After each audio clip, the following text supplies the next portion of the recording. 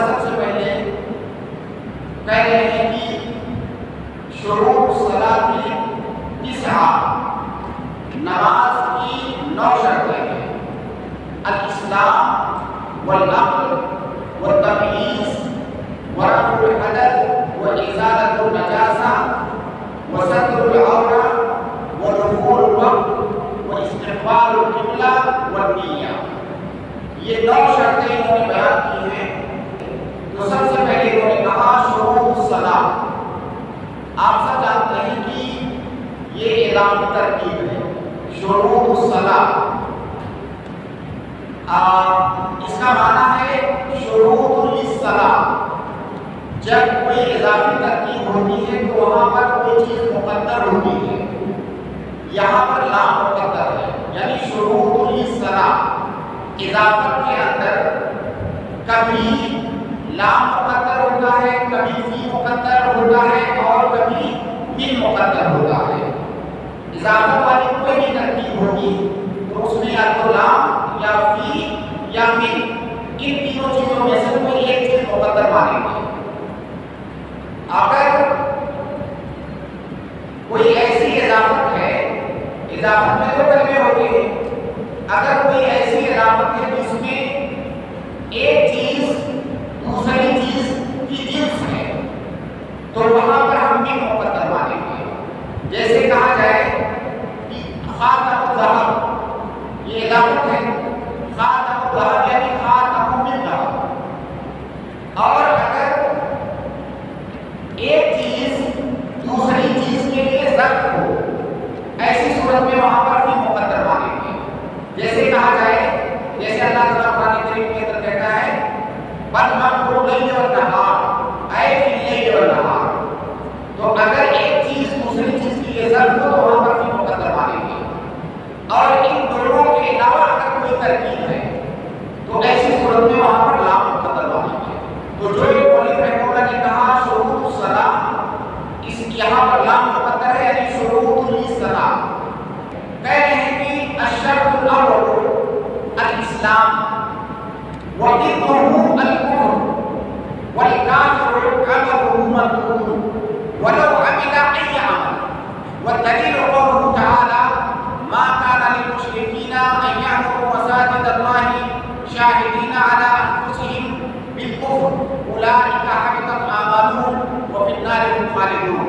ये पहली दलील इन्होंने दिया इस्लाम के नमाज के लिए इस्लाम की शर्त होने की। दूसरी दलील दे रहे हैं वक़ौलुहु तआला वक़दिमना इला मा अमिलू मिन अमलिन फजअलनाहु हबाअन मंसूरा।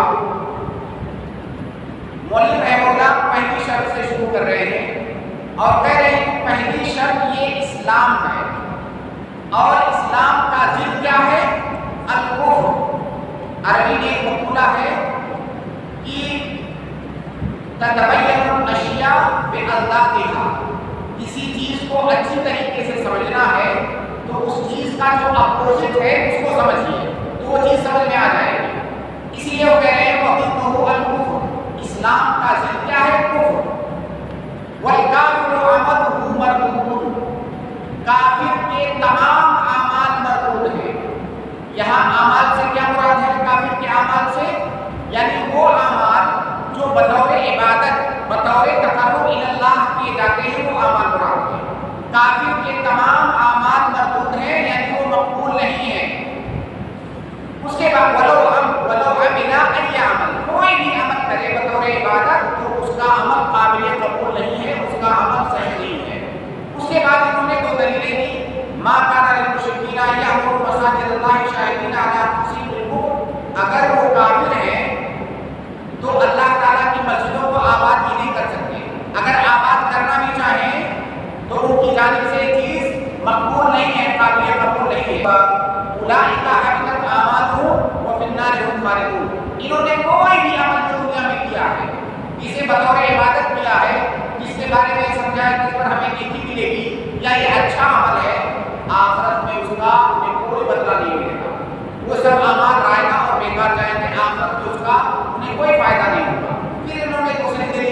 وَقَدِمْنَا إِلَىٰ مَا عَمِلُوا مِنْ عَمَلٍ فَجَعَلْنَاهُ هَبَاءً مَنثُورًا، یعنی قیامت کے دن آخرت میں اللہ رب العالمین ان کے عمل کو برباد کر دے گا. ہَبَاءً مَنثُورًا، ہوا کہتے ہیں جو ہوا میں ذرات ہوتے ہیں، جو بسا اوقات ہم اپنی آنکھ سے دیکھ بھی نہیں سکتے، وہ اتنے باریک ہوتے ہیں وہ خوردبین سے ہی دیکھے جا سکتے ہیں.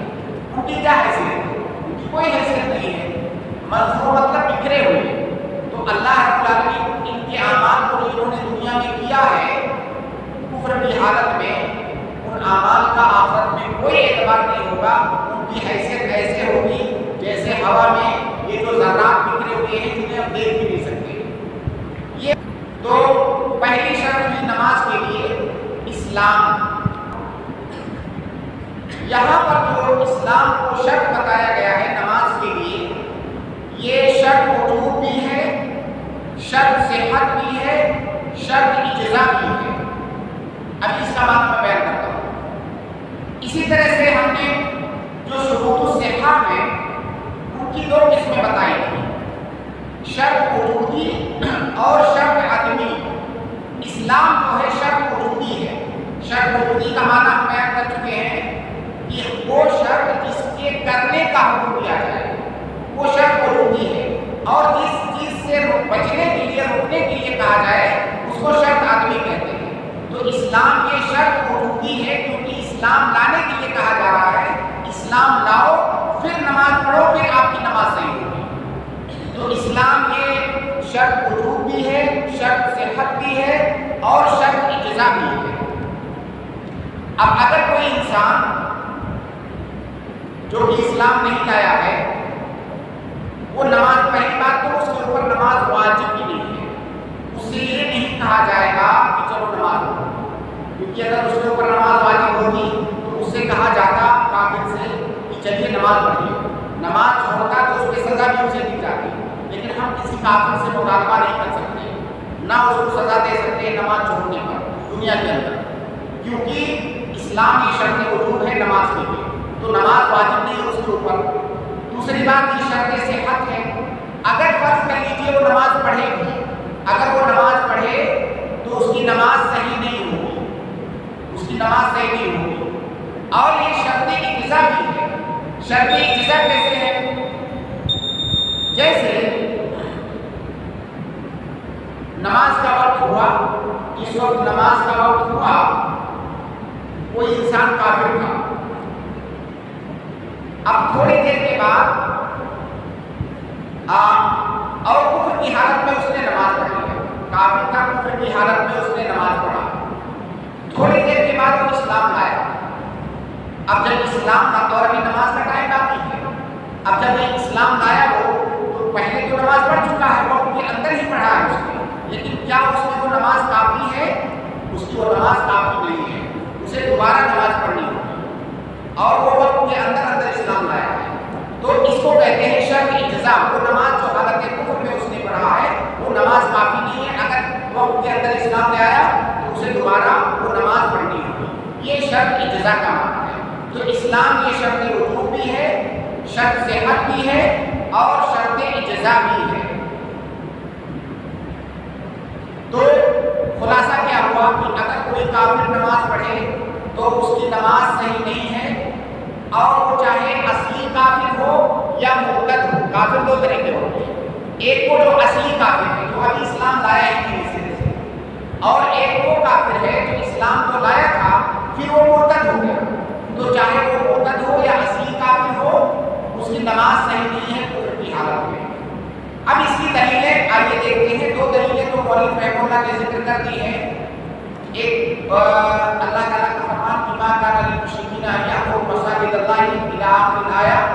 دوسرا اللہ تعالیٰ کا قول وقدمنا الی ما عملوا من عمل فجعلناہ ہباء منثورا. یہ بھی اس بات کی دلیل ہے کہ کافر کے عمل کا کوئی اعتبار نہیں ہے، نہ تو وہ عمل صحیح ہے نہ تو اس کو اس پر کوئی جواب ملے گا. اسی طرح سے اللہ تعالیٰ کا فرمان ہے کہ وما منعهم ان تقبل منهم نفقاتهم الا انهم كفروا بالله وبرسوله. اگر کافر کوئی مال خرچ کرتا ہے تو اس کو اس خرچ پر کوئی ثواب نہیں ملے گا. کیوں نہیں ملے گا؟ کیونکہ اس نے کفر کفر باللہ اور کفر بالرسول کیا ہے، اللہ پر ایمان نہیں لایا ہے، رسول پر ایمان نہیں لایا ہے۔ یہاں پر سمجھنے والا نقطہ یہ ہے کہ جب کوئی انسان کوئی چیز خرچ کرتا ہے، کوئی مال خرچ کرتا ہے، تو اس کا فائدہ اکیلے اسے نہیں ہوتا ہے، ایک تو اس کو ثواب ملتا ہے، وہ فائدہ اس کا ہے، اور وہ مال اس مال سے دوسرے لوگوں کا فائدہ ہوتا ہے، اس کا نفع متعدی ہے۔ جس چیز کا نفع متعدی ہے وہ زیادہ بہتر ہے، اپنا بھی اس کا بھی فائدہ ہوا، دوسرے کا بھی فائدہ ہوا۔ تو جب نفقہ اور صدقہ اور دوسرے پر مال خرچ کرنے کا اسے کوئی اجر نہیں مل رہا ہے، تو نماز تو ایسی چیز ہے جس کا فائدہ دوسروں کو ہونے والا نہیں ہے، تو اس کا اجر اسے کیسے ملے گا؟ تو بدرجہ اولا نماز اس کی صحیح نہیں ہوگی اور اس کا کوئی اجر اس کو نہیں ملے گا۔ اسی طرح سے چوتھی دلیل یہ ہے کہ اللہ کے نبی صلی اللہ علیہ وسلم نے معاذ بن جبل رضی اللہ تعالیٰ عنہ کو جب یمن بھیجا تو کیا کہا اسے؟ انہیں دعوت کے لیے بھیجا تھا، آپ نے کہا اِنَّكَ تَأْتِي قَوْمًا مِنْ أَهْلِ الْكِتَابِ فَلْيَكُنْ أَوَّلَ مَا تَدْعُوهُمْ إِلَيْهِ، پہلی چیز جس کی دعوت دینا شہادت اللہ الہ الا اللہ وان محمد رسول اللہ، سب سے پہلے اس کی دعوت دینا۔ کیوں؟ وجہ کیا؟ وجہ یہ ہے کہ اس کے بغیر اگر کوئی کام کریں گے، وہ کوئی عمل کریں گے تو اس کا کوئی فائدہ نہیں ہوگا، وہ عمل اللہ کے ہاں قابل قبول نہیں ہوگا۔ اس لیے پہلے انہیں اسلام کی دعوت دینا، شہادتین کی دعوت دینا۔ تو اللہ کے نبی صلی اللہ علیہ وسلم نے پہلے شہادتین کا ذکر کیا، اس کے بعد آپ نے فرمایا کہ فَإِنْهُمْ أَجَابُوكَ لِذَلِكَ، اگر تمہاری یہ بات مان لیں اور اسلام لے آئیں، اس کے بعد فَعَلِمْهُمْ أَنَّ اللَّهَ افْتَرَضَ عَلَيْهِمْ 5 صلوات، پھر ان سے بتانا کہ اللہ تعالیٰ نے دن اور رات میں 5 نمازیں فرض کی ہیں۔ گویا کہ نماز کا نمبر شہادتین کے بعد آئے، اگر شہادتین سے پہلے کوئی نماز پڑھتا ہے تو اس کی نماز صحیح نہیں ہے، وہ قابل قبول نہیں ہے۔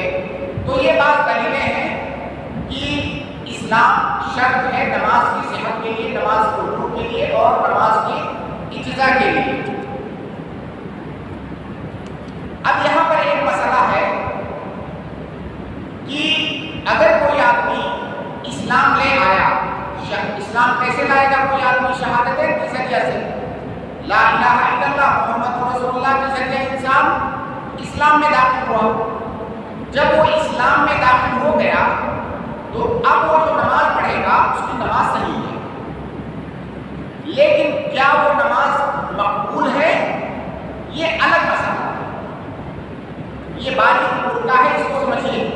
نماز کا صحیح ہونا الگ بات ہے، نماز کا اللہ تعالیٰ کے یہاں قابل قبول ہونا، اس پر ثواب ملنا، یہ الگ بات ہے۔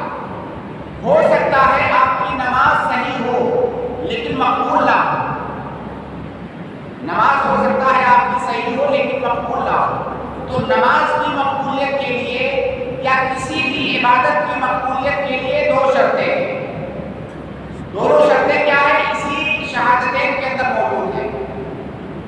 پہلی شرط ہے اخلاص، پہلی شرط ہے اخلاص، اور اس کی دلیل ہے لا الہ الا اللہ۔ لا الہ الا اللہ کا تقاضا ہے کہ آپ کے اعمال میں اخلاص پایا جائے۔ اخلاص کا ضد کیا ہے؟ اخلاص کا ضد ہے شرک۔ اخلاص کا مطلب کوئی عمل خالص اللہ کے لیے کرنا، شرک کا مطلب ہے کسی اور مخلوق کو یا دنیا کے کسی مقصد کو اس کے اندر شامل کر دینا، یہ شرک ہے۔ تو اخلاص یہ شہادتین کا پہلا تقاضا ہے، اور کسی انسان کا عمل اس وقت مقبول ہوگا جب شہادتین کے تقاضوں کو پورا کرے گا۔ پہلا تقاضا ہے اخلاص، اس کی دلیل ہے لا الہ الا اللہ، یہ لا الہ الا اللہ کا تقاضا ہے اخلاص، اور اس کی ضد ہے شرک۔ اور دوسرا تقاضا ہے المتابعہ، اللہ کے نبی صلی اللہ علیہ وسلم کے بتائے گئے طریقے کے مطابق کسی عمل کو کرنا، کسی عبادت کو کرنا، یہ شہادتین کا دوسرا تقاضا ہے، اور اس کی دلیل ہے وَأَنَّ مُحَمَّدًا رَسُولُ اللَّهِ۔ جب ہم نے اقرار کیا کہ محمد رسول اللہ، اس کا مطلب جب ہم انہیں رسول مان رہے ہیں تو ان کے بتائے ہوئے طریقے کے مطابق عبادت کرنا ہے۔ اگر کوئی ان کے بتائے ہوئے عبادت نہیں کرتا ہے یا عبادت کے اندر کوئی اضافہ کرتا ہے اپنی جانب سے تو کیا ہے؟ بدعت ہے، گویا کہ مطابعت کی ضد ہے بدعت۔ تو شہادتین کا تقاضا ہے، دو تقاضے ہیں، ایک ہے اخلاص اور ایک ہے مطابعت، اس کے بغیر کوئی عبادت قبول نہیں ہوگی۔ تو ایک ہے عبادت کا صحیح ہونا، دوسرا ہے عبادت کا قبول ہونا۔ عبادت صحیح کب ہوگی؟ جب انسان اسلام لانے کے بعد عبادت کرے گا تب اس کی عبادت صحیح ہے۔ عبادت مقبول کب ہوگی؟ جب وہ شہادتین کے اس اسلام کے تقاضے کو، اسلام لایا شہادتین کے ذریعہ، اس کے دو تقاضے ہیں، جب وہ پوری کرے گا تب اس کا عمل اللہ تعالیٰ کے یہاں قابل قبول ہوگا۔ قبول کی دو قسمیں ہیں، ایک ہے قبول صحہ اور ایک ہے قبول ثواب۔ اس کتاب کے اندر کیا مراد ہے؟ قبول صحہ مراد ہے قبول کی۔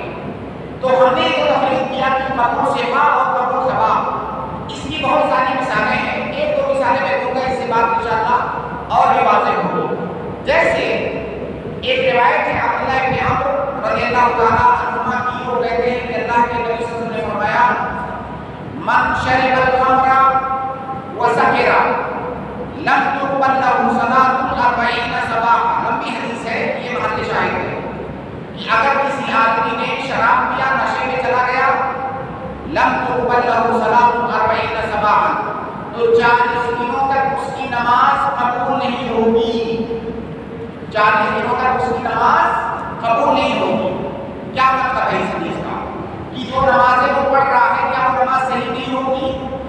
بھائی شراب کو بھی دیا ہے، نشہ کچھ ٹائم رہے گا، اس کے بعد تو اتر جائے گا، تو ایسا تو نہیں کہ اس کو نماز نہیں پڑھنا، نماز پڑھنا ہے اسے، اور اس کی نماز صحیح نہیں ہوگی۔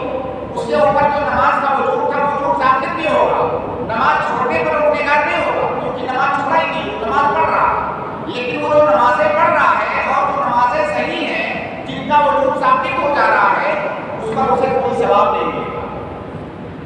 اب یہ نہیں کہا جائے گا کہ بھائی جب تمہیں ثواب نہیں ملا تو تمہیں پڑھنے کی کیا ضرورت ہے، چلو نماز نہ پڑھو۔ نہیں، نماز تمہیں پڑھنی ہے، نماز تمہارے اوپر واجب ہے، تمہیں پڑھنی ہے، اور جب تم پڑھو گے تمہاری نماز صحیح بھی ہوگی، اور یہ جو فرضیت تھی، جو وجوب تھا، یہ بھی ثابت ہوگا، لیکن اس پر تمہیں کوئی اجر اور کوئی ثواب نہیں ملے گا۔ تو یہاں پر قبولیت سے کیا مراد ہے اس حدیث کے اندر؟ تو یہ حدیث اس بات کی دلیل ہے کہ قبول کی ایک قسم ہوتی ہے قبول ثواب، یعنی اللہ تعالیٰ کیا اس کو کوئی ثواب دے گا، ورنہ آپ کی نماز صحیح ہے۔ اگر اس سے قبول سے حق قرار دیا جاتا تو بار بار ہم کہتے اسے کہ تم نے شراب پیا، 40 دن تک بار بار وہی نمازیں پڑھتے ہو، وہ ایک بار پڑھ لیا، اس کی نماز صحیح ہے اور ثابت ہے۔ یہاں پر ایک بات فائدے کے طور پر یاد رکھیے کہ اگر کوئی آدمی، جیسے اس حدیث کے اندر ہے کہ 40 دن تک اس کی نماز قبول نہیں ہوگی، یہ کس صورت میں؟ جب وہ آدمی شراب پیا اور شراب پینے کے بعد توبہ نہیں کیا۔ اگر شراب پیا، اس کو دعوت دی، اس نے توبہ کر لیا توبہ کی شرطوں کے ساتھ، اب نہیں کہا جائے گا کہ 40 دن تک تمہاری نمازوں پر کوئی ثواب نہیں ملے گا۔ یہ اس کے لیے ہے جو توبہ نہ کرے، کیونکہ توبہ کرنے کے بعد التوبۃ تجب ما قبلھا، توبہ اگر کر لیا تو توبہ سے پہلے جو گناہ کیا تھا وہ تمام گناہ ختم ہو گئے۔ یہاں پر مراد قبول ثواب ہے، قبول صحت نہیں ہے۔ اب جو دوسرا معنی ہے، جو دوسرا ایک مسئلہ ہم نے بیان کیا کہ اگر کوئی آدمی کوئی عمل کرتا ہے اور اس میں مطابقت اخلاص نہیں ہے، مطابقت نہیں ہے، تو اس کا عمل قابل قبول نہیں ہے۔ اس کی کیا دلیل ہے؟ کئی ساری بہت ساری دلیلیں ہیں کتاب و سنت میں، ایک دو کا ذکر ہم کرتے ہیں۔ اللہ تعالیٰ کا فرمان ہے کہ من کان یرید حرث الآخرہ نزد له فی حرثہ ومن کان یرید حرث الدنیا نؤتہ منہا وما له فی الآخرۃ من نصیب۔ اگر کوئی آدمی کوئی عبادت کوئی عمل کرتا ہے، اس کا مقصد دنیا ہے، تو دنیا تو ہم اسے دیں گے، لیکن آخرت میں وہ کچھ نہیں پائے گا۔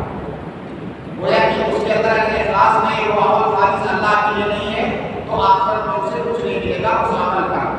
اسی طرح سے مشہور حدیث ہے اللہ کے نبی صلی اللہ علیہ وسلم کی، بار بار آپ سنے ہیں کہ انما الاعمال بالنیات یا بالنیات، دونوں طرح کے الفاظ ہیں۔ انما لکل امرئ ما نوى فمن كانت هجرته الى الله ورسوله فہجرتہ الی اللہ ورسولہ ومن کانت ہجرتہ الی دنیا یصیبها او امرأۃ یتزوجها فہجرتہ الی ما ہاجر الیہ۔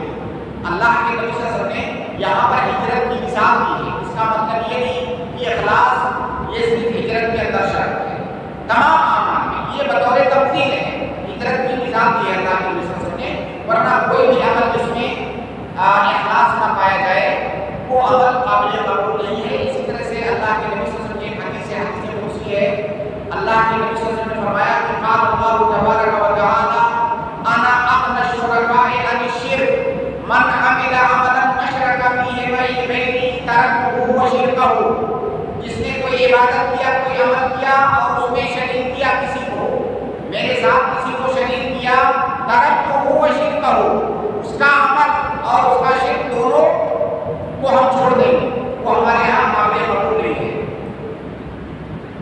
تو یہ سارے جو نصوص ہیں یہ دلالت کرتے ہیں عدم ثواب پر، یعنی اس سے قبول ثواب مراد ہے، نہ کہ اس سے قبول صحبت۔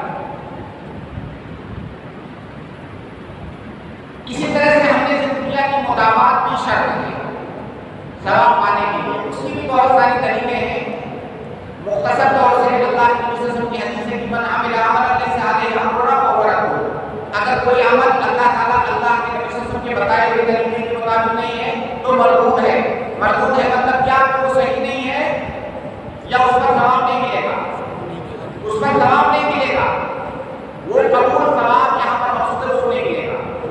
اسی طرح سے ایک روایت ہے کہ من احدث فی امرنا ھذا ما لیس منہ فہو رد، جس نے اس دین کے اندر کوئی چیز ایجاد کیا جو دین کا حصہ نہیں ہے وہ مردود ہے۔ یہاں پر ایک نقطہ سمجھیں، کئی سارے لوگ جو بدعتی ہوتے ہیں، جب ان سے ہم کسی عمل کے بارے میں کہتے ہیں کہ بھائی فلاں عمل بدعت ہے، ہم کیوں کر رہے ہیں، تو وہ بھی یہ بات مانتے ہیں کہ بدعت غلط بات ہے، کیونکہ اللہ کے نبی صلی اللہ علیہ وسلم نے بدعت کی مذمت کی ہے جگہ جگہ پر۔ تو وہ کیا کہتے ہیں کہ آپ لوگ ہر چیز کو بدعت کہتے ہو، یہ مائی بھی تو بدعت ہے، یہ بریانی کھاتے ہو یہ بھی تو بدعت ہے، اللہ کے نبی صلی اللہ علیہ وسلم نے دیکھا ہے، فلاں کام کا آپ یہ چشمہ لگاتے ہو یہ بھی تو بدعت ہے۔ دیکھیے اس کا جواب اس حدیث کے اندر موجود ہے، من احدث فی امرنا ھذا، اگر نئی چیز کا ایجاد دین کے اندر، دین کے معاملات میں، دین کے مسائل میں اگر کیا جا رہا ہے تو اس کو بدعت کہا جائے گا۔ دنیاوی مسائل میں بدعت نہیں ہے، بدعت کا تعلق عبادات سے، دین میں اور عبادت میں اگر کوئی نئی چیز ہے تو وہ بدعت ہے، نہ کہ دنیا داری میں۔ دنیا داری میں تو آپ ہزاروں اور لاکھوں طرح کی نئی نئی چیزیں آتی ہیں، تو کیا وہ بدعت ہے؟ نہیں۔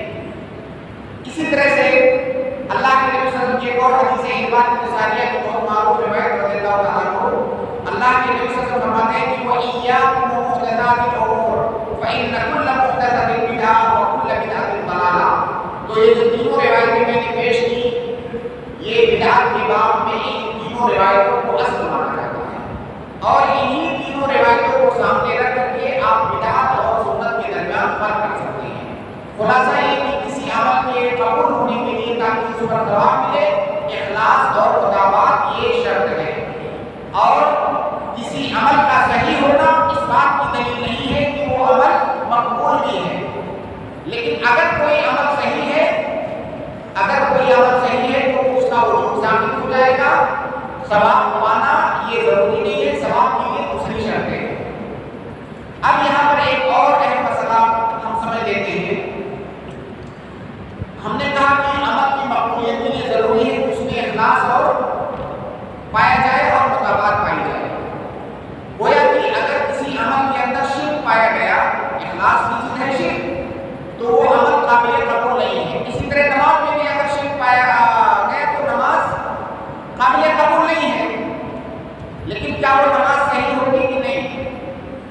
ہاں شاید نماز صحیح ہوگی کہ نہیں؟ ابھی وہی بات میں دوہرا دیا، صحیح ہونا الگ بات ہے، قبول ہونا، اس پر ثواب ملنا الگ بات ہے۔ عدم ثواب سے عدم صحت لازم نہیں ہے۔ اگر ہم نے کسی عمل پر حکم لگایا کہ اس کو ثواب نہیں ملے گا، اس کا مطلب ضروری نہیں کہ اس کا عمل صحیح نہ ہو۔ دیکھیے عمل ہو سکتا ہے صحیح ہو، آپ کو اس پر ثواب نہ ملے، عمل صحیح ہے، صحیح ہو ثابت ہو گیا، لیکن ضروری نہیں ہے کہ اس پر ثواب ملے۔ یہاں پر ایک ضروری مسئلہ یہ ہے کہ نماز کے اندر اگر شرک داخل ہو جائے تو نماز مقبول نہیں ہے، اس پر ثواب نہیں ملے گا۔ اور نماز کے اندر شرک کیسے داخل ہو سکتی ہے؟ نماز کے اندر ریا کے ذریعے سے شرک داخل ہوگا، ریا کے ذریعے سے نماز کے اندر شرک داخل ہوگا۔ اگر کسی بھی عمل میں، ہم صرف نماز کی بات کرتے ہیں، اگر نماز میں ریا داخل ہو رہا ہے تو یہ کبھی شرک اکبر ہو سکتا ہے، کبھی شرک اصغر ہو سکتا ہے۔ کب یہ شرک اکبر ہوگا، کب یہ شرک اصغر ہوگا؟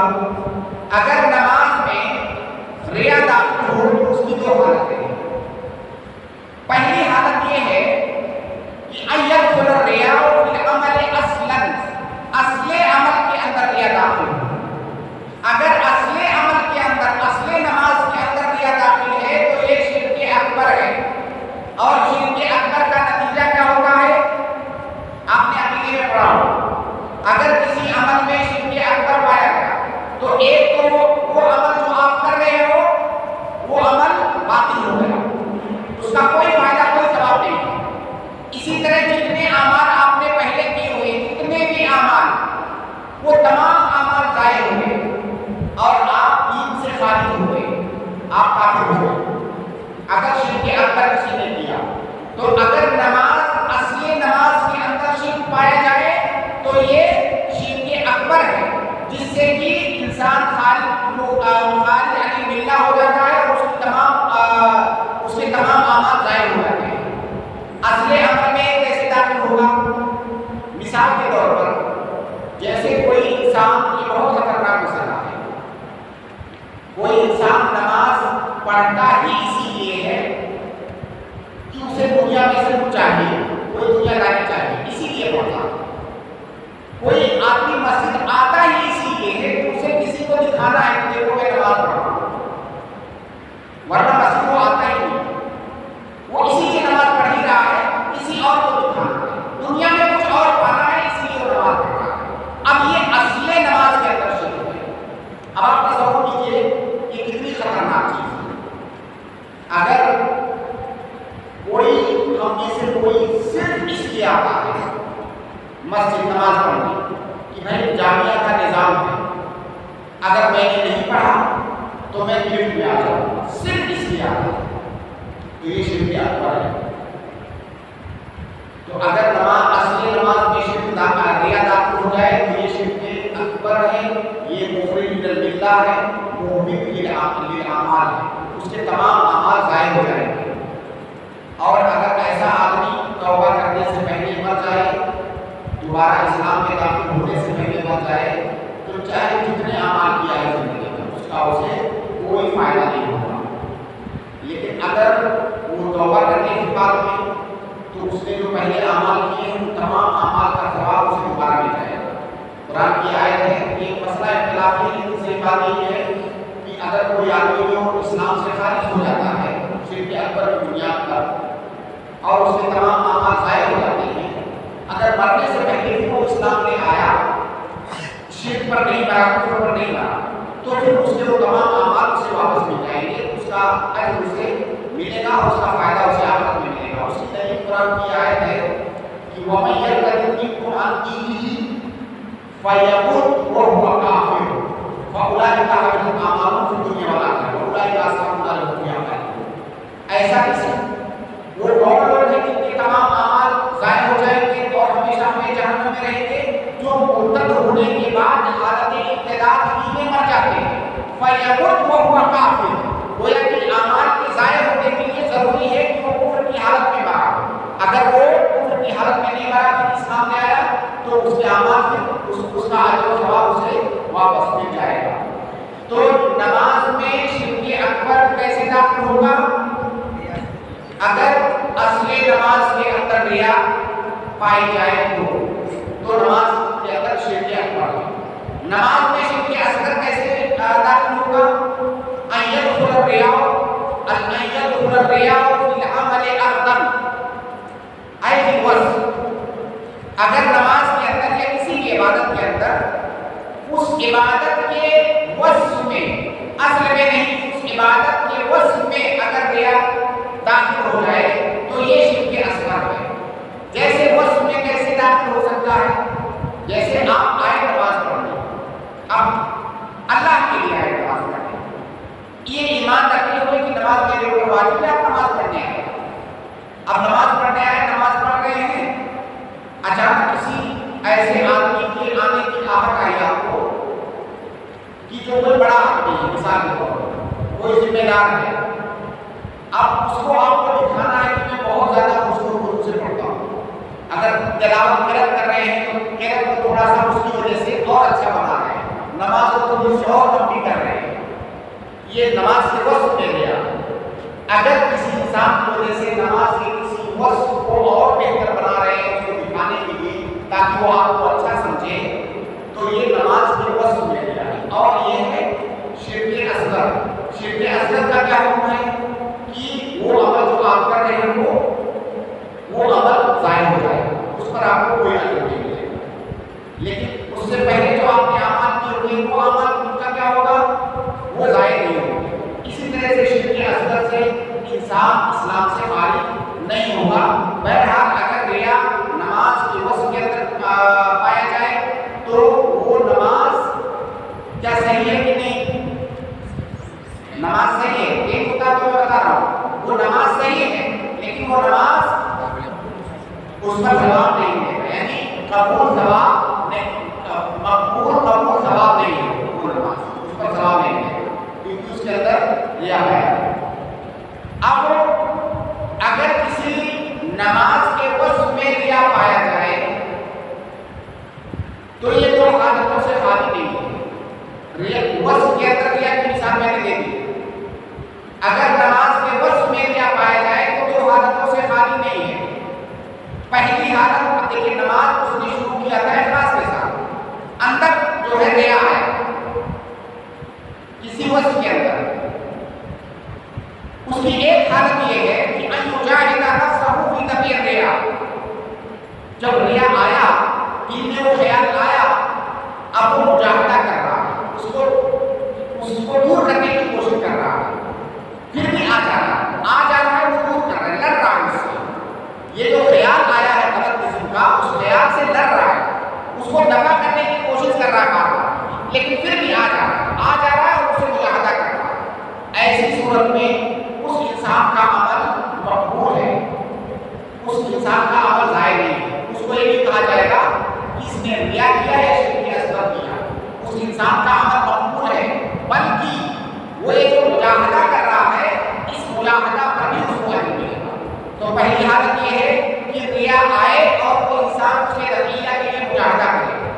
دوسری صورت یہ ہے کہ وہ ریا آیا اور وہ مجاہدہ نہیں کر رہا، بل یسترسل مع الریا ولا یدافع، وہ ریا آیا اور اسی کے ساتھ وہ بہتا چلا گیا اور اچھا بتاتا چلا گیا اس کو دکھانے کے لیے، کسی آدمی کو نماز کو دکھانے کے لیے میں اچھی نماز پڑھتا ہوں، وہ اس کو اور بھی اسی میں بہتا چلا گیا، اس جذبے کے ساتھ اگر وہ بہتا چلا گیا تو اس کی بھی دو حالت ہے، اس کی دو حالت ہے۔ پہلی حالت یہ ہے کہ وہ عمل جس کے اندر ابھی ریا آیا ہے وہ کوئی ایسا عمل ہو جو تجزی کو قبول نہ کرتا، تجزیوں کو قبول نہ کرتا، مطلب اگر اس کا وہ اسی وقت صحیح ہوگا جب اول تا آخر صحیح ہو، اس عبادت کو دو حصوں میں بانٹنا یہ ممکن نہ ہو، ان یکون العمل مما تنبنی صحت اوله علی صحت آخره۔ اب بتائیے نماز جو ہے کیا ایسا ممکن ہے کہ نماز کا بعض حصہ صحیح ہو اور بعض حصہ غیر صحیح ہو؟ نہیں، نماز جزء لا یتجزا ہے، تکبیر تحریمہ سے لے کر کے تسلیم تک نماز ایک ہی چیز ہے، اگر کہیں پر بھی گڑبڑی آئے تو نماز باطل۔ مان لیجیے وہ رکوع کا چوتھی رکعت میں جا کر کے ٹوٹا تو کیا ہم کہیں گے کہ تین رکعتیں صحیح ہیں؟ نہیں، تو نماز ایک ایسی عبادت ہے جس کا اول اور آخر ملا ہوا ہے صحت کے اعتبار سے، آخر اسی وقت صحیح ہوگا جب اول صحیح ہوگا، اول تا آخر جب صحیح ہوگا۔ اگر ایسی عبادت کے اندر یہ ریا آیا ہے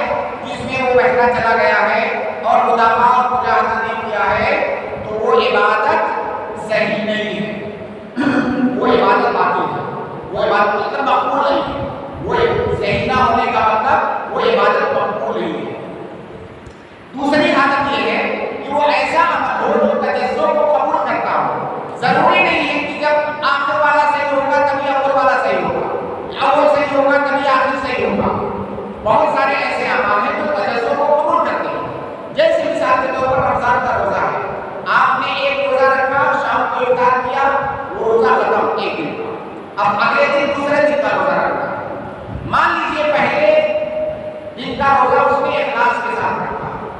دوسرے دن کے روزے کے اندر یہ والی قسم کا ریا آ گیا تو کیا کہا جائے گا کہ پہلے دن والا روزہ بھی اس کا برباد ہو گیا, اس کا ثواب نہیں ملے گا؟ نہیں, وہ پہلے دن والا اس کا روزہ ٹھیک ٹھاک ہے اور اس کو ثواب بھی ملے گا. دوسرے والے دن کا روزہ وہ خراب ہو گیا, کیونکہ روزہ ایسی عبادت ہے جو تجسم کو قبول کرتا ہے. اسی طرح مان لیجیے قرآن کی تلاوت, قرآن کی تلاوت کچھ حصہ قرآن کو اس نے پڑھا اخلاص کے ساتھ, اچانک کوئی آ گیا آپ اس کو اٹھانے کے لیے اور اچھا پڑھ رہا ہے, اب یہ ریا ہے اور پھر اس میں بہتا ہی چلا جا رہا ہے اس ریا, تو جو پہلے پڑھ چکا ہے کیا اس پر اجر ملے گا کہ نہیں؟ پہلے والے پر ملے گا.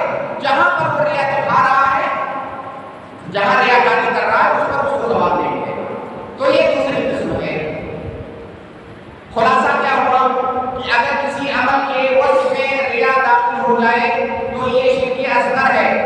اگر جو ہے وہ عبادت ایسی ہے, اگر وہ مدافع کر رہا ہے تب تو کوئی مسئلہ نہیں ہے, اس کا عمل مقبول ہے. اگر مدافع نہیں کر رہا ہے تو یا تو وہ عمل ایسا ہوگا جو تجسم کو قبول نہیں کرے گا تو اس کا عمل ناقابل قبول ہے, تھوڑی دیر کے لیے بھی ریا آیا. اور اگر وہ ایسا عمل ہے جو تجسم کو قبول کرتا ہے, منقسم ہو سکتا ہے وہ عمل کئی حصوں میں, تو جس حصے کے اندر ریا آیا ہے وہ حصہ ناقابل قبول ہے, باقی عمل قبول ہے.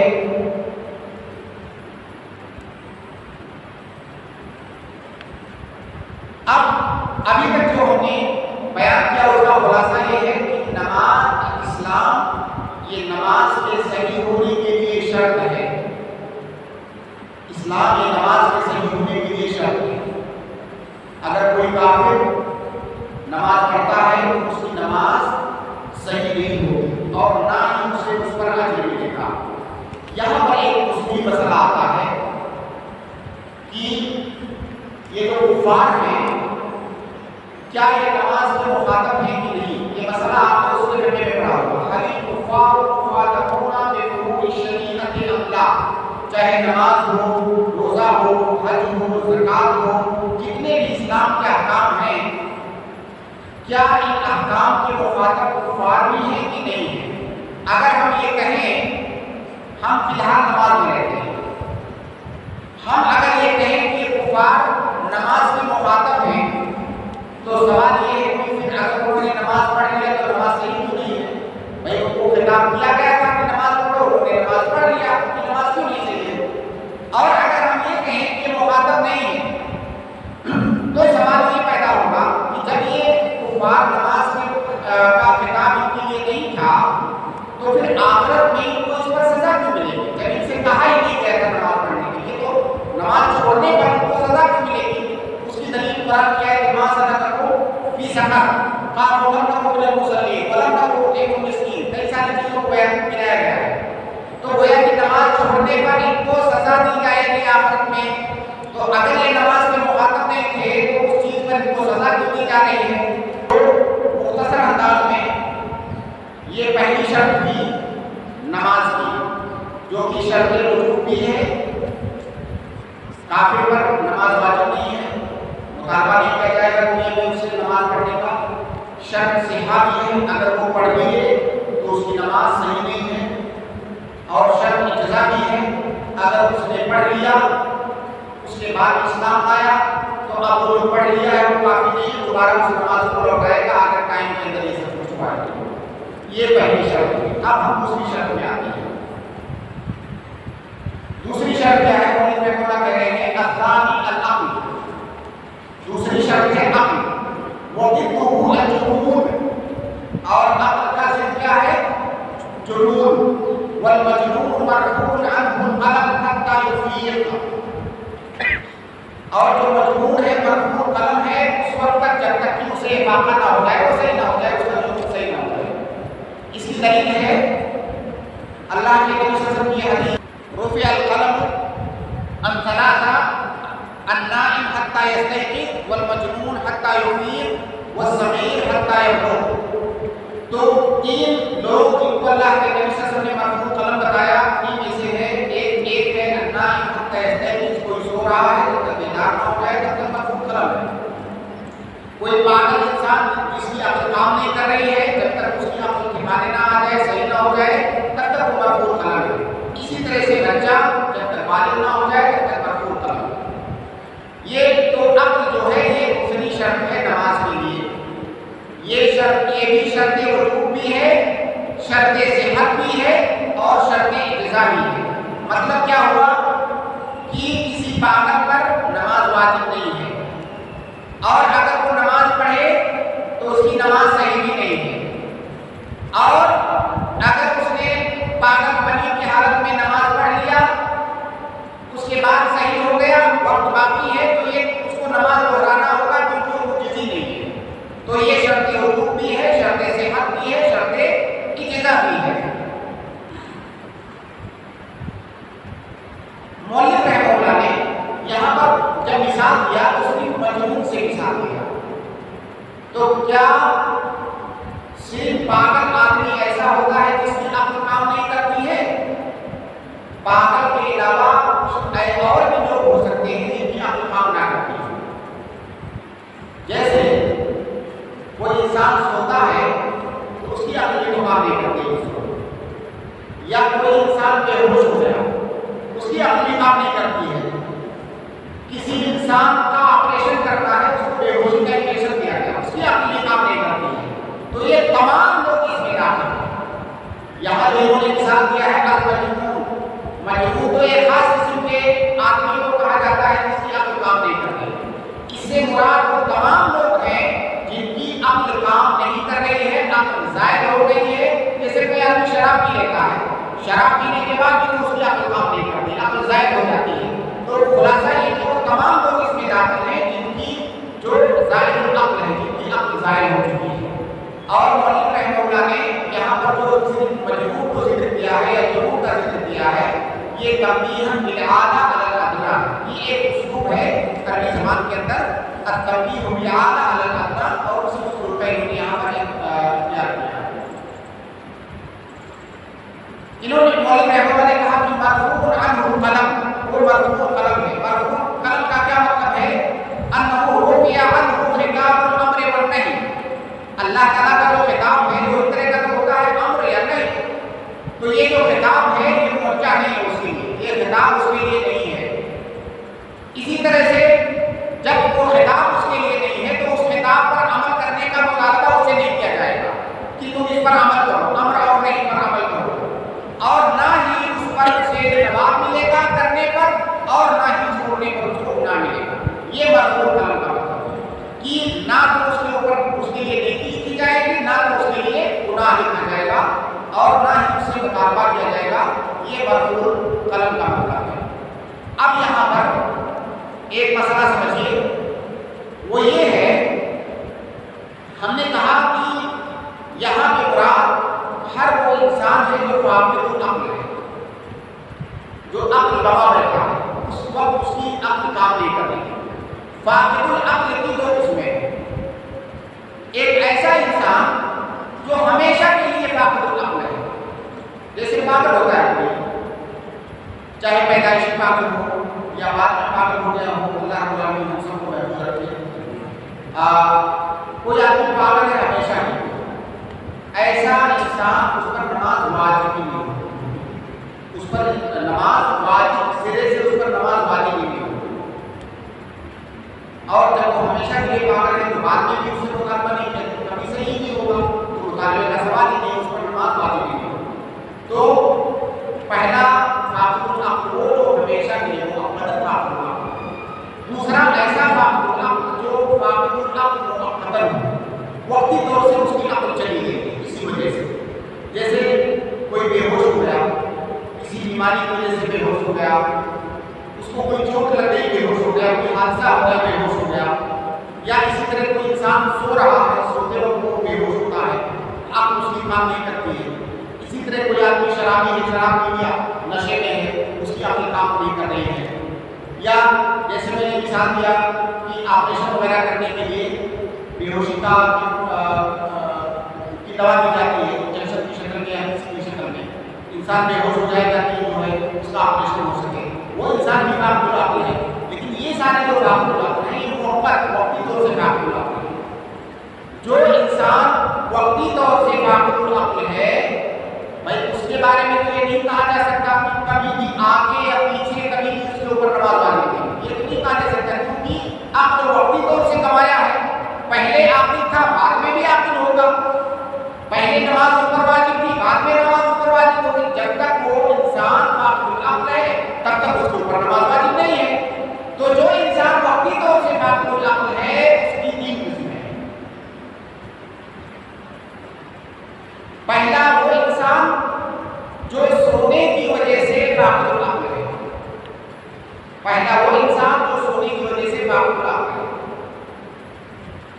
اگر ایسے انسان کی نماز سونے کی وجہ سے چھوٹ جائے تو ایسا انسان جب بیدار ہوگا تو ان تمام نمازوں کی قضا کرے گا جو فقد عقل کی حالت میں یا دوسرے لفظوں میں سونے کی حالت میں جو نمازیں فوت ہو گئی ہیں۔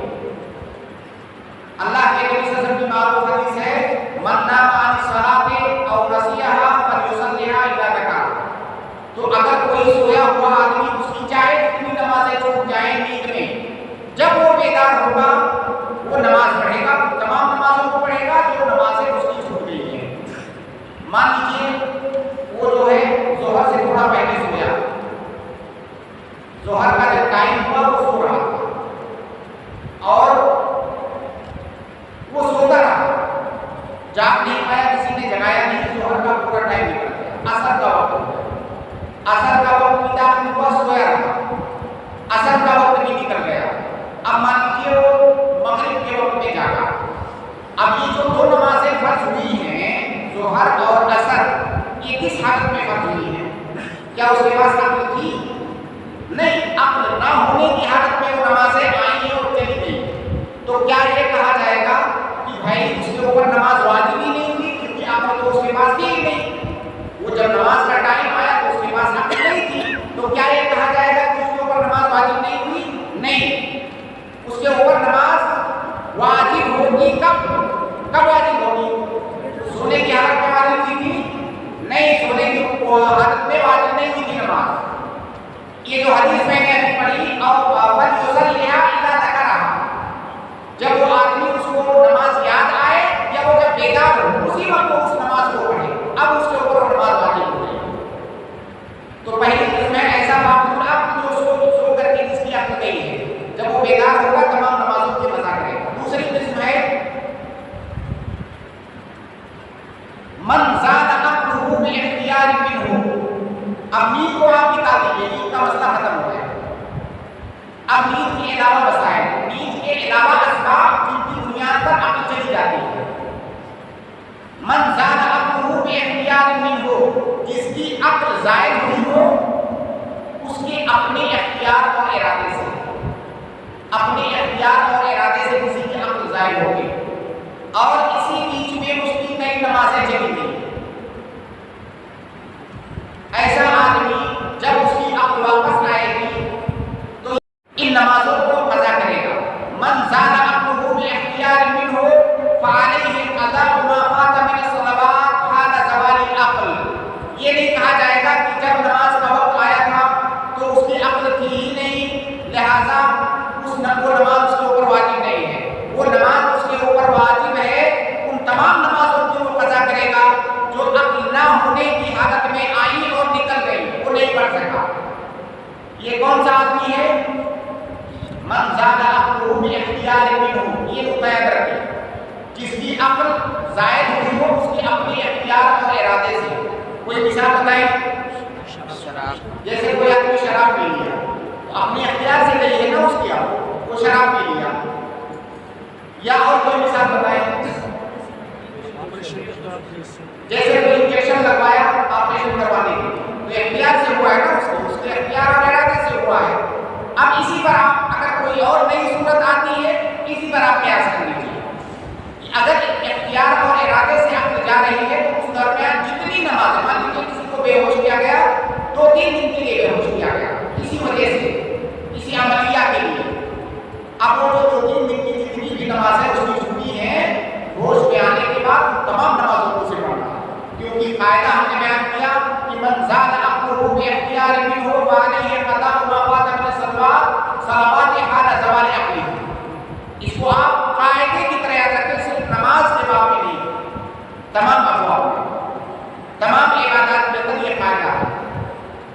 تیسری حالت کیا ہے؟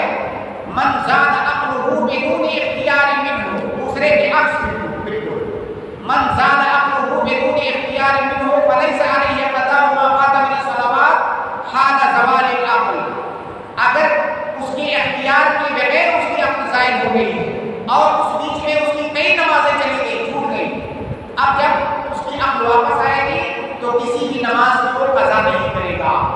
بطور قاعدہ یاد رکھیں نماز کے باب میں بھی اور دیگر عبادات کے ابواب میں بھی، جیسے کوئی ایکسیڈنٹ ہو گیا، بے ہوش ہو گیا، چوٹ لگی، بے ہوش ہو گیا، اب وہ 10-15 گھنٹہ بے ہوش رہا، اس بے ہوشی کی حالت میں اس کی کئی نمازیں نکل گئی، اب جب وہ ہوش میں آئے گا تو کیا ان نمازوں کو پڑھے گا؟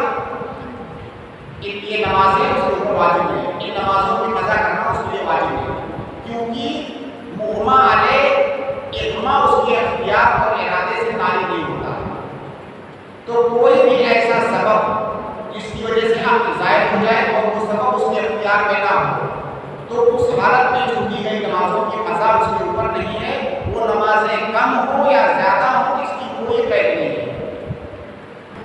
ان زال عقلہ باختیارہ فعلیہ القضاء مطلقا وان کان بغیر اختیارہ فلا قضاء علیہ۔ اسی ایک لائن کی روشنی میں تمام مسائل، اس سے متعلق تمام آنے والے مسائل پر آپ لگا سکتے ہیں۔ اب یہاں ایک دو چھوٹے چھوٹے فروعی مسائل اسی اغماء سے متعلق کہ اگر مان لیجئے کوئی آدمی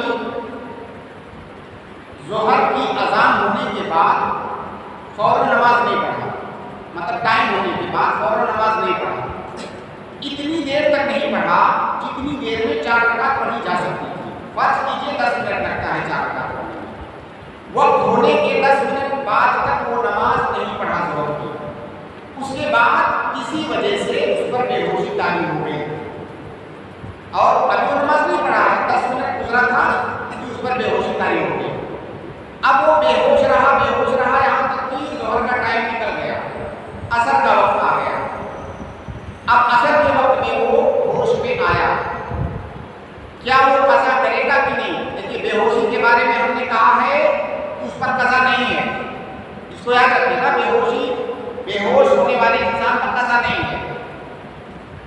کیا اس مسئلے کے اندر اس پر قضا ہے کہ نہیں؟ نماز کا ٹائم ہوا، اتنا ٹائم گزرا جتنے میں نماز پڑھ سکتا تھا لیکن ابھی نہیں پڑھا، کیا مؤخر کرنا اس کے لیے جائز تھا کہ نہیں؟ جائز ہے، موسع ہے اس کا وقت، تو ضرور نہیں کہ اگلے وقت میں آپ درمیان میں آخر میں بھی پڑھ سکتے ہو، تو اس نے اسی توسع کا اختیار کرتے ہوئے نماز کو تھوڑا مؤخر کیا اور اسی دن میں بے ہوش ہو گیا اور پورے وقت میں وہ بے ہوش رہا، نماز کا جب وقت نکل آیا تو اسے ہوش آیا، کیا وہ نماز کو قضا کرے گا کہ نہیں کرے گا؟ بعض لوگ کہہ رہے کرے گا، 2 قول ہو گئے، بعض لوگ کہہ رہے نہیں کرے گا۔ جو اصول ہم نے بتایا ہے اس کی روشنی میں ایسا انسان قضا کرے گا، قضا اس لیے کرے گا کہ وقت ہونے کے 10 منٹ بعد تک اس کے پاس ٹائم تھا نماز پڑھنے کا، لیکن اس نے اس توسع کا اختیار کیا اور نماز کو مؤخر کیا، لیکن کیا اس کے اوپر نماز واجب ہوئی کہ نہیں؟ اور کیا اس کے لیے ممکن تھا نماز پڑھ پانا اتنے 10 منٹ میں کہ نہیں؟ ممکن تھا۔ اب وہ آدمی گنہگار تو نہیں ہوگا، یہ نہیں کہا جائے گا کہ تم نے وقت نکال دیا نماز کا جان بوجھ کر کے، تم کیوں نہیں پڑھ لیے تھے 10 منٹ میں؟ وہ گنہگار نہیں ہوگا کیونکہ اس کے پاس یہ رخصت موجود ہے، جو چاہے تو مؤخر کر کے پڑھ سکتا ہے، لیکن اسے قضا کرنی ہوگی کیونکہ نماز کے وجوب کا استقرار اس کے اوپر ہو چکا ہے، کیونکہ اوقات الصلاۃ کا جب بیان آئے گا تو وہاں پہ یہ مسئلہ اور بھی تفصیل سے انشاءاللہ ذکر کریں گے۔ دیکھیے ایک مسئلہ ہے اصولیوں کے ہاں کہ وہ نمازیں جن کے اوقات موسع ہیں، مان لیجیے ظہر کا وقت ہے 1 بجے سے فرض کیجیے 3:30 بجے، اب ظہر کی نماز واجب کب ہوتی ہے؟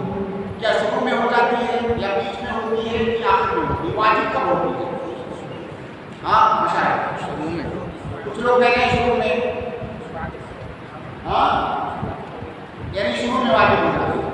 وہیں پر ایک دوسرا قول ہے کہ نہیں، نماز اس وقت واجب ہوتی ہے جب ظہر کے ٹائم میں سے صرف اتنا بچے کہ اب اتنے میں صرف 4 رکعت پڑھ سکتے ہیں، بس تب وقت واجب ہوتی ہے، تب تک واجب نہیں ہوئی ہے۔ یہ دونوں طرح کے اقوال ہیں، لیکن صحیح بات یہ ہے کہ یہ دونوں اقوال صحیح نہیں ہے۔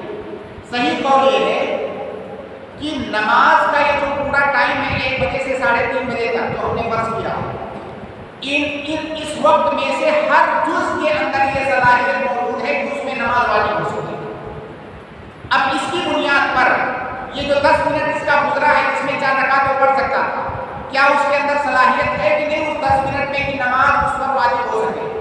نہ، اس کے اندر صلاحیت موجود ہے، گویا کہ اس کے اوپر نماز واجب ہے، اور ایک واجب چیز جو اس نے نہیں کیا ہے اس کے اوپر قرض کی طرح سے اسے وہ ادا کرے گا، تو لہٰذا بعد میں جب اسے ہوش آئے گا تو وہ ادا کرے گا۔ اب اسی مسئلے کو تھوڑا دوسری طرح سے دیکھیں، نماز کا وقت ہو گیا، 1 منٹ گزرا تھا کہ بے ہوش ہو گیا اور پورے ٹائم بے ہوش رہا، نماز کا ٹائم اب ختم نکل گیا، اس کے بعد اسے ہوش آیا، کیا وہ قضا کرے گا؟ جلدی بولیے، کیوں نہیں کرے گا؟ اتنا ٹائم وہ پایا ہی نہیں ہے جس میں نماز واجب ہو سکے اس کے اوپر۔ 1 منٹ میں کیسے وہ 4 رکعت پڑھتا؟ تو اس کے اوپر نماز واجب ہی نہیں ہوئی تھی، لہٰذا اس کے اوپر کوئی قضا نہیں ہے۔ کسی کی تیسری شکل جو ہم پہلے بھی بیان کر چکے ہیں، اس کو پھر اعادہ کر رہے ہیں کہ اگر کوئی آدمی نماز کا وقت ہونے سے پہلے بے ہوش ہو گیا اور بے ہوش رہا یہاں تک کہ اس نماز کا وقت نکل گیا، دوسری نماز کا ٹائم آ گیا، تو بے ہوشی کی حالت میں نماز کا وقت داخل بھی ہوا نکل بھی گیا، کیا اس نماز کی قضا بعد میں کرے گا؟ نہیں کرے گا۔ کیوں نہیں کرے گا؟ کیونکہ قاعدہ ہے کہ من زاد امره بدون اختیار منه فليس عليه القضاء، ایسے یاد رکھیں، تو وہ قضا نہیں کرے گا۔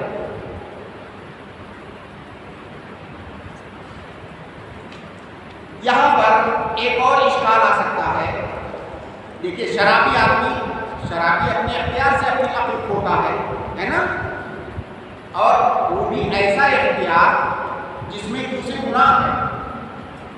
شراب پینے پر وہ ایک تو گنہگار ہو رہا ہے اور ایک اپنی عقل کھو دے رہا ہے، جس کی وجہ سے اس کے کئی سارے واجبات چھوٹ جا رہے ہیں۔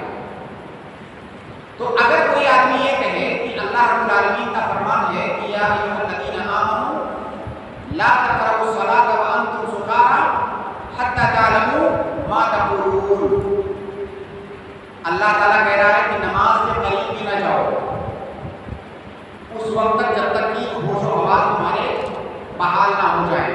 جب شراب پیے اور نماز کے قریب مت جاؤ یہاں تک کہ تمہارے ہوش و حواس واپس نہ آ جائیں۔ اب یہاں پر اگر کوئی کہے کہ جب شرابی کو کہا گیا کہ نماز کے قریب بھی مت جاؤ، اسے منع کیا گیا، اور نشے کی حالت میں اس کی جو نمازیں چھوٹ گئی ہیں، اب اس سے مطالبہ کیوں کر رہے ہیں کہ قضا کرو؟ ہم نے یہی اصول بیان کیا نا کہ شرابی کی نماز جو نشے کی حالت میں چھوٹی ہے اس کی قضا کرے گا کیونکہ اس کے اختیار سے عقل اس کی ضائع ہوئی ہے۔ تو اللہ تعالیٰ تو کہہ رہا ہے کہ نماز کے قریب مت جاؤ اس شرابی کو، اور آپ کہہ رہے ہو کہ چلو قضا کرو۔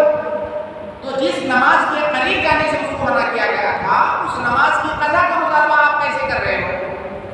یہ اگر اعتراض کوئی کرے تو اس کا جواب یہ ہے کہ ایسا نہیں ہے کہ اس آیت میں اس کو مطلق طور سے شرابی کو نماز کے قریب جانے سے منع کیا گیا ہے، بلکہ اس کو حالت سکر میں نماز کے قریب جانے سے منع کیا گیا ہے۔ جب تک وہ آدمی ہوش و حواس اس کے بحال نہ ہو جائے تب تک اس کو نماز کے قریب جانے سے منع کیا گیا ہے۔ ایسا نہیں ہے کہ مطلق طور سے شرابی کو کہا گیا ہے کہ تم کو نماز ہی نہیں پڑھنا ہے۔ دوسری بات یہ کہ اگر یہ کہہ دیا جائے کہ شراب کے نشے کی حالت میں جو تمہاری نمازیں چھوٹی ہیں وہ تمہیں قضا نہیں کرنی ہے، تو جس کو نماز نہیں پڑھنا ہوگا، بھائی بہت سارے لوگ ہوتے ہیں جن کے یہاں واضح دین ہی نہیں ہوتا ہے، نمازوں کو ثابت کرنا ہے، جب نماز کا ٹائم ہوا تھوڑا پہلے شراب پی لے، نشے میں آ جائے، اب قضا تو بعد میں کرنی نہیں ہے کیونکہ وہ کہے گا میرے اوپر واجب نہیں ہوئی وہ نماز، تو اس سے کتنی بڑی خرابی لازم آئے۔ ایک تو اس کے اوپر نشے کا گناہ، دوسرا بہت سارے واجبات چھوٹنے کا گناہ، تو یہ ایک ذریعہ بن جائے گا ایسے جو ہے بدینوں کے لیے جن کے یہاں واضح دینی نہیں ہے، اور ہماری شریعت میں قاعدہ ہے سد ذرائع ہے نا، تو یہ تو باب اولا یہ چیز حرام ہوگی، لہٰذا جو آدمی نشے کی حالت میں نماز جس کو چھوٹی ہے اس سے قضا کا مطالبہ کیا جائے گا۔ ایک چھوٹا سا مسئلہ اور یہاں پر ہے، نیند کے مسئلے میں ہم نے بیان کیا کہ اگر کوئی آدمی سو جاتا ہے تو اس پر کوئی گناہ نہیں ہے، جب جاگے گا تو نماز پڑھے گا، لیکن یہ کس آدمی کی بات ہو رہی ہے؟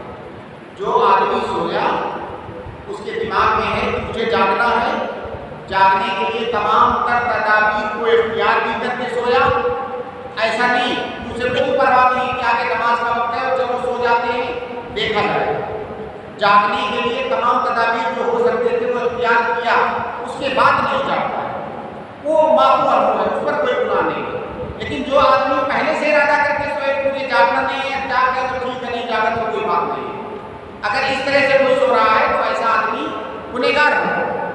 آدمی الارم لگا کر کے سوتا ہے، نہیں دفعہ ایسا ہوا کہ کہیں بہت زیادہ گہری نیند میں بہت تھکا ہوا نہیں سن پائے، یا نیند ہی کی حالت میں وہ الارم بند کر دیا، اسے پتہ بھی نہیں چلا، بعد میں آپ پوچھو گے تو بتا بھی نہیں پائے گا کہ میں نے بند کیا، یا کوئی بھی اس طرح کا سبب ہو سکتا ہے۔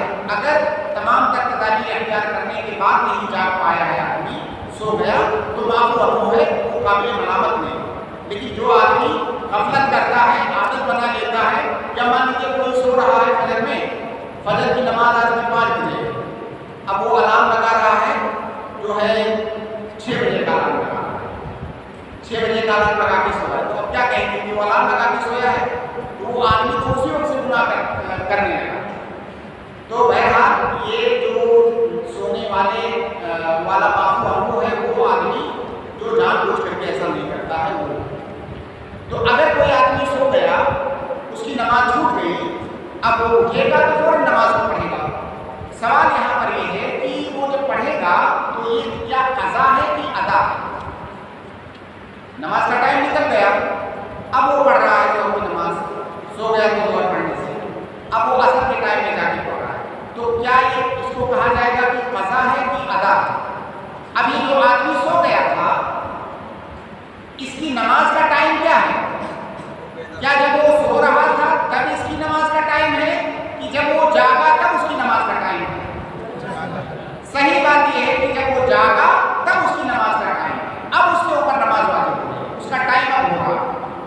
یہی قول راجح ہے شیخ الاسلام ابن تیمیہ اور دیگر کے محققین نے اسی کو راجح قرار دیا ہے کہ ایسا آدمی جو نماز پڑھ رہا ہے وہ اداءً پڑھ رہا ہے، قضاءً نہیں پڑھ رہا ہے، کیونکہ اس کی نماز کا وقت اب ہو رہا ہے جب وہ جاگا ہے تب۔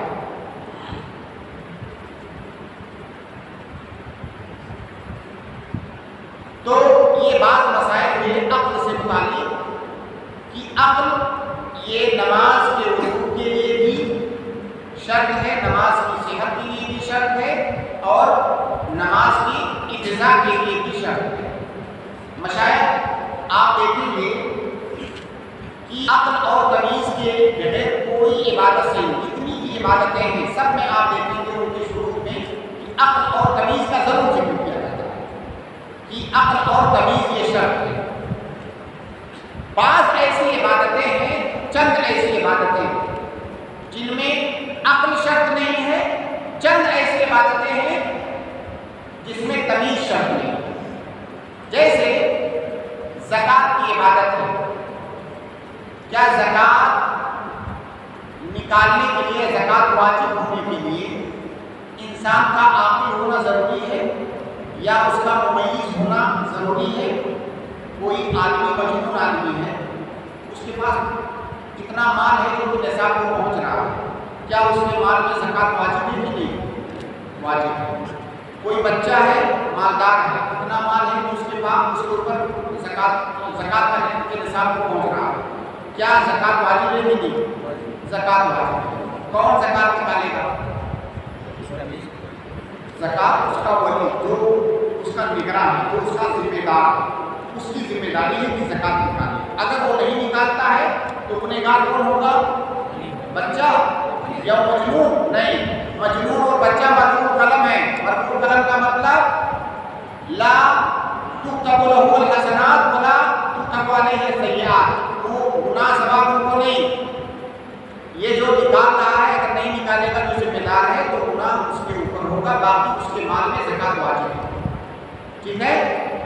طرح سے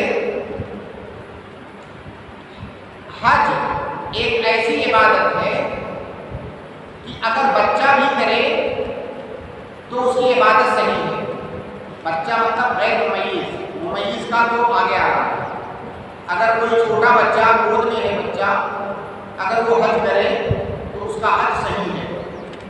آپ کو واقعہ یاد ہوگا ایک صحابیہ رضی اللہ تعالیٰ عنہ نے حجۃ الوداع کے موقع پر بچے کو دکھایا اللہ کے رسول کو کہ اللہ کے رسول علیہ حج، کیا اس کے لیے حج ہے؟ تو اللہ کے رسول نے کیا کہا؟ نام وہ لکے الحج، اس کے لیے حج ہے، اس کا حج صحیح ہے. تو بچہ اگر کتنا بھی چھوٹا بچہ ہے غیر ممیز ہے تو اس کا حج صحیح ہے. تو گویا کہ زکوٰۃ ایک ایسی عبادت ہے جس میں عقل اور تمیز شرط نہیں ہے. حج ایک ایسی عبادت ہے جس میں تمیز شرط نہیں ہے. اس کے علاوہ جتنی بھی عبادتیں ہیں ان میں عقل اور تمیز یہ شرط ہے. زکوٰۃ میں عقل یا تمیز شرط کیوں نہیں ہے؟ اس کی تعلیم کیا ہے مشاہد؟ علت کیا ہے؟ پہلا سبب اس کا یہ ہے کہ زکوٰۃ کا تعلق مال سے ہے. زکوٰۃ کا تعلق مال سے ہے اور اس مال سے فقراء کا حق جڑا ہوا ہے. فقراء آپ نے یہ لیا مستحقین زکوٰۃ کے لیے، مال تو اس زکوٰۃ سے مال کا تعلق ہے اور اس مال سے فقراء اور مساکین اور مستحقین زکوٰۃ کا حق جڑا ہوا ہے. تو ضروری نہیں ہے کہ وہ بچہ کو جب بالغ ہوگا تبھی ان کا حق بنے گا، یا وہ جب عقل مند ہے تبھی ان کا حق جڑے گا. تو زکوٰۃ کا تعلق مال سے ہے نہ کہ اس مکلف سے. زکوٰۃ کا تعلق مال سے ہے، اس لیے اس کے لیے عقل اور تمیز کی شرط نہیں ہے. اسی طرح سے ایک اصولی مسئلہ ہے اہلیت الوجوب اور اہلیت الادا. آپ نے اصول فقہ میں بار بار پڑھا ہو. یہ مسائل میں جب ذکر کرتا ہوں تو آپ سے یہ بات کئی بار کہتا ہوں کہ یہ اصول آپ جب پڑھیے تو جس باب میں آپ پڑھ رہے ہیں، اگر کتاب الزکوٰۃ میں کوئی اصل بتایا جا رہا ہے آپ کو تو ضروری نہیں کہ صرف کتاب الزکوٰۃ کے مسائل پر میں آپ کو فائدہ دے گا ہوا. اگر صحیح سے آپ نے سمجھا ہے تو دوسرے مسائل میں دوسرے ابواب میں بھی کیا کر کے آپ اس کی تطبیق کر سکتے ہیں. اب اہلیت الوجوب اور اہلیت الادا دو چیزیں ہوتی ہیں. اس تفصیل میں نہیں جاؤں گا کیونکہ وہ ایک مکمل درس ہو جائے گا. تو اہلیت الوجوب یہ جو زکوٰۃ ہے اس کا تعلق اہلیت الوجوب سے ہے، اہلیت الادا سے نہیں ہے.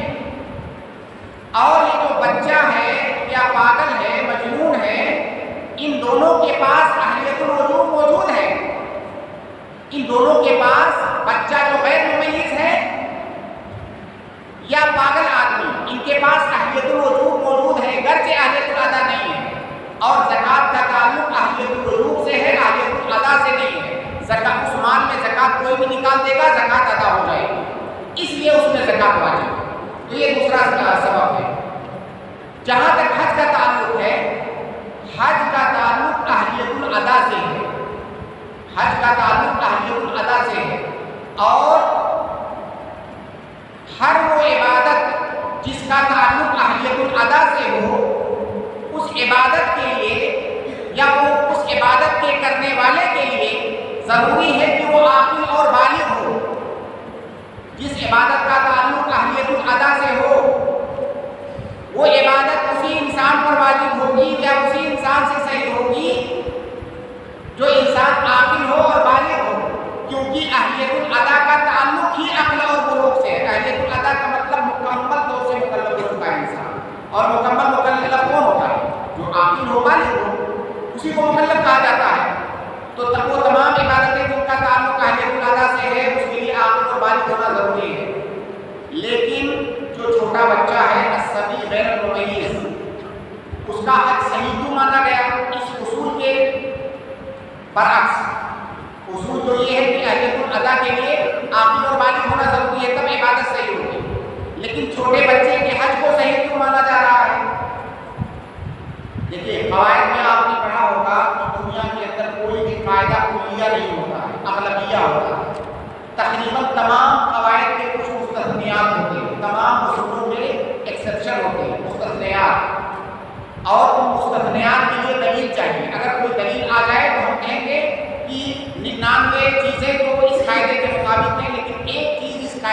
خلاف ہے کیونکہ اس کے لیے دلیل آ گئی ہے الگ سے. تو بچے کے لیے، چھوٹے بچے کے لیے اس کے حج کے صحیح ہونے کے لیے الگ سے دلیل آ گئی ہے، جیسا کہ میں نے ابھی ذکر کیا. ورنہ ہر وہ عبادت جس کا تعلق اہل ادا سے ہے اس کے لیے عاقل اور بالغ ہونا ضروری ہے.